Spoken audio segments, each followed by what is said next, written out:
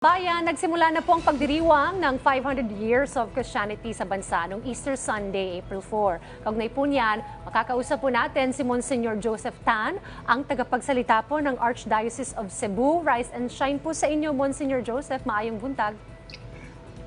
Good morning, maayong buntag. Monsignor Joseph, magandang umaga po. Si Diane Kirer po ito. Kasama ko rin po si Naomi Tubursio. Ano po ba yung quincentennial celebrations at ano po ang kinalaman po nito sa ikalimang taon ng Katolisismo po sa ating bansa? Well, una-una, bago ang lahat, allow me muna sa salamat for having me in your show this morning. And then pangalawa, I'd like to publicly thank na naman yung PTV kasi malaki po yung nagawa ng PTV para sa Archdiocese of Cebu. Kung natandaan nyo po, noong 2016, ginanap dito sa bansa yung International Eucharistic Congress and yung nag-facilitate po sa aming media communications, yun po yung PTV team. So maraming salamat again for that malaking tulong sa amin. And so, going to the question, yung quincentennial commemorations or celebrations na binanggit nyo po is a multifaceted historical commemoration. Sabihin natin maraming anggulo, depende kung saan mo gusto tingnan. You can look at it as an international event. You can also look at it as a purely local event lang, no? Dito lang sa atin, sa Pilipinas, sa bansa.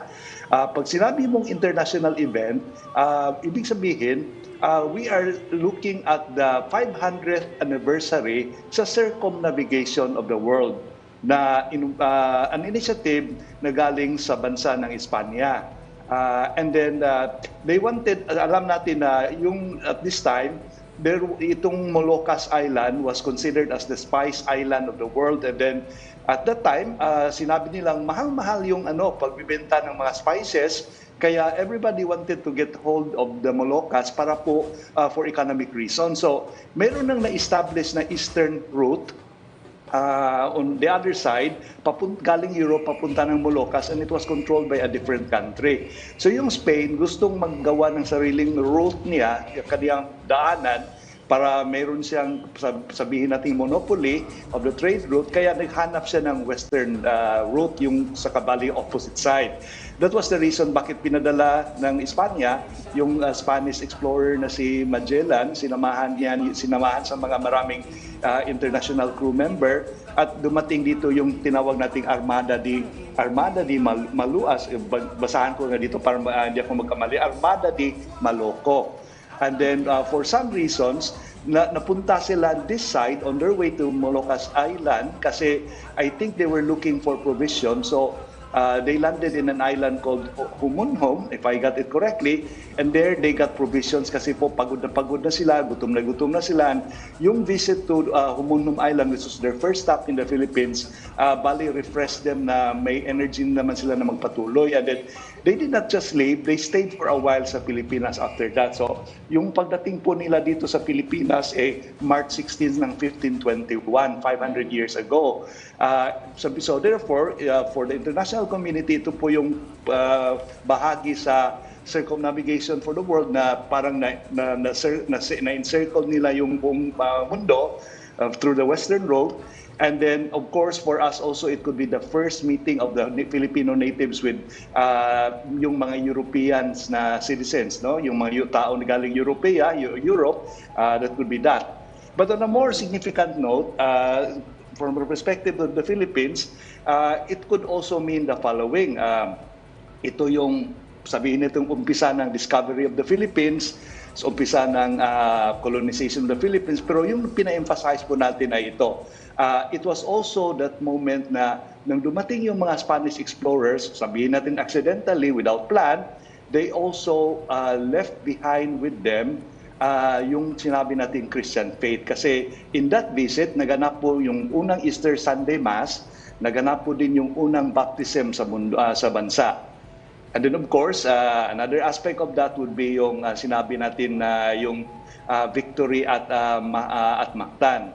Na nagkagulo po sila after that. There was some internal conflict where Magellan sided with the King of Cebu, and in the end, he went into battle with the King of Mactan Island, and then in the end, na-disgrasya po at namatay si Magellan. So, it's many angle po. Pero well, for us, you ask me, yung pinakamalaki na bagay sa atin is yung historical commemoration sa first baptism, which parang initiated the Christian experience for the whole Philippines. And whether we are a fervent believer of Christianity or not, we still look at this as a very important milestone sa ating history. Monsignor, si Naomi Tiburcio po ito. Isa po sa sentro ng selebrasyon ay ang pagtatalaga ng Holy Door. Ano po ba ang kahalagahan nito?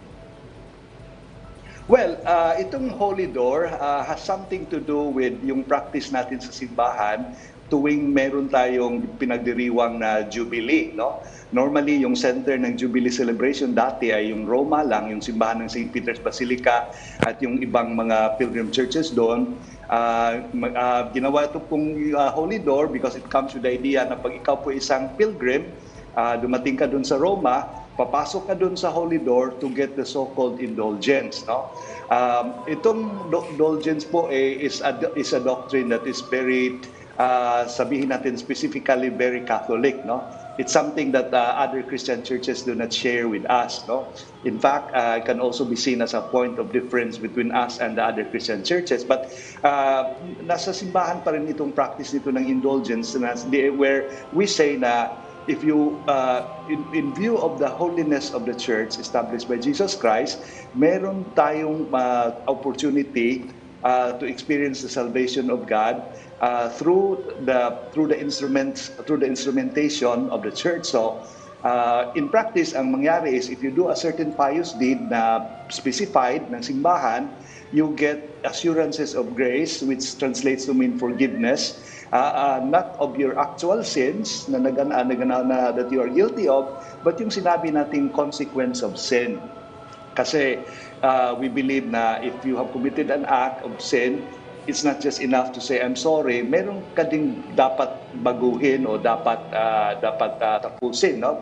As to address the consequence of your action. And then kung hindi natin po maayos yung lahat bago po tayo mamatay o yumao sa kabilang o mapunta ng ibang sa kabilang buhay, then in the Catholic Church, we undergo a certain purgation, no? Yung tinawag natin yung purgatorio.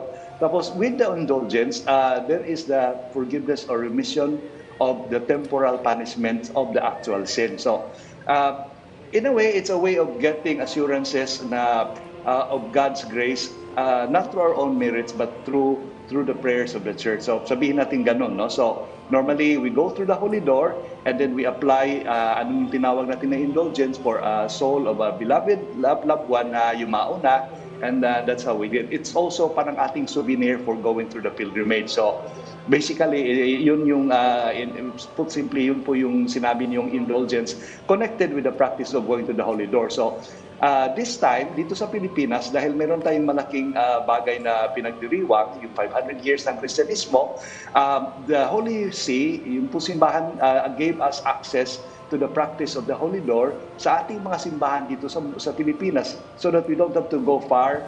We just go to our nearest parish church na mayroong naglagay ng Holy Door, and then when we enter, we make a short pilgrimage. We go there, we make our prayers, then we receive the indulgence that is attached to the pious practice. So in different places sa Philippines po, marami pong nagbukas ng mga Holy Door ngayon. Di lang dito sa Cebu na naging sabihin itong epicenter ng quincentennial celebration, but all over po sa buong bansa, mayroong mga Holy Door, access to grace po yan. So alright, sabihin natin ganun, parang doors to the sacred, sabihin natin. Okay, Monsignor Joseph, maraming salamat po sa pagpapaunlak po sa amin dito sa Rise and Shine Pilipinas. Muli nakapanayan po natin, Monsignor Joseph Tan, ang tagapagsalita po ng Archdiocese of Cebu. Magandang umaga po sa inyo, Monsignor. Magandang umaga din sa inyo.